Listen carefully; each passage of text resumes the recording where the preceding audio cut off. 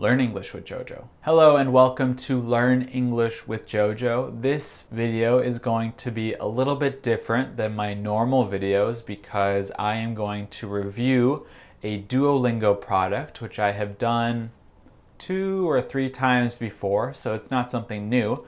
But today I'm going to be talking about the new Duolingo podcast because I have talked about my favorite podcasts, and I even have started my own podcasts where I teach French speakers the basics of English, so beginner English.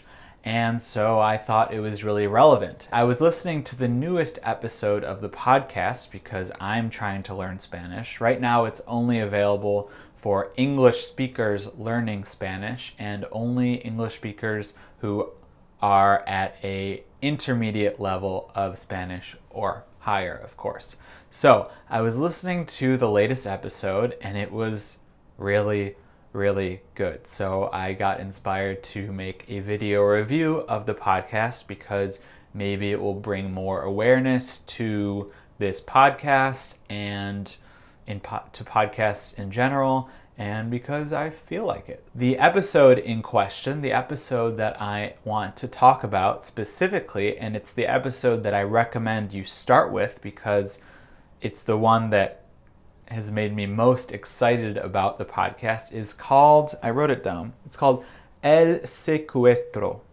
I think I pronounced that well in Spanish. Anyway, Luis van Ahn, that's the creator and CEO of Duolingo, which is the world's biggest language learning app. There are over 200 million people using it, which is pretty amazing, and it's free. Anyway, Luis comes on and talks about his life in Guatemala and how his aunt got taken hostage in Guatemala. And the story is really interesting, and I was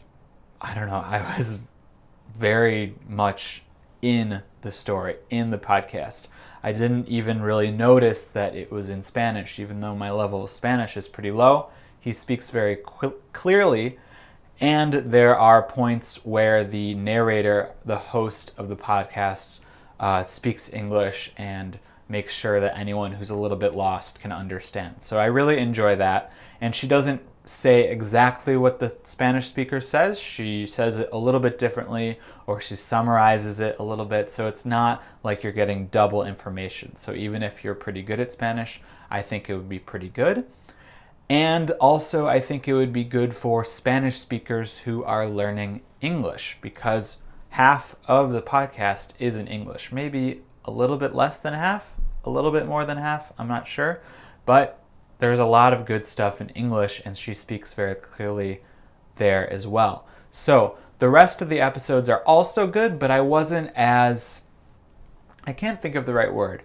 I wasn't as captivated, that's the right word. I wasn't as captivated by the other ones, but now that I've so much enjoyed this one, this episode 8, I think it is, I'm going to go back now and listen to a few of the ones that I missed and re-listen to some others. And they have the transcripts on duolingo.com/podcast, I think is the website. And you can look and see exactly what the people say. So I might do that as a second listen. So I really recommend this podcast. I think it's great. I think it has a good mix of Spanish and English. And I hope that Duolingo comes out with other podcasts like this for other languages and specifically for learning English, because I think that's the most important, because learning English can give a lot of people new opportunities that they might not have if they do not speak English. Duolingo, if you're watching, please hire me to do the podcast for learning English for French speakers.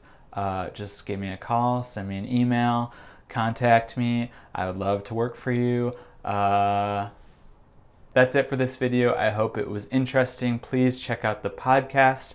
Even if your level of English is intermediate or advanced, I think it would still be interesting for you if you are interested in learning Spanish as well. And if you don't understand everything, it's still okay. You are still getting immersion, which is important because your brain starts to train itself with the sounds of the language. Okay, that's it. Hopefully I didn't speak too quickly, Remember, there are always English subtitles on my videos in English. I don't have time to write French subtitles, so if you have time now, please contribute. That would be a great help to me and any beginners trying to learn English.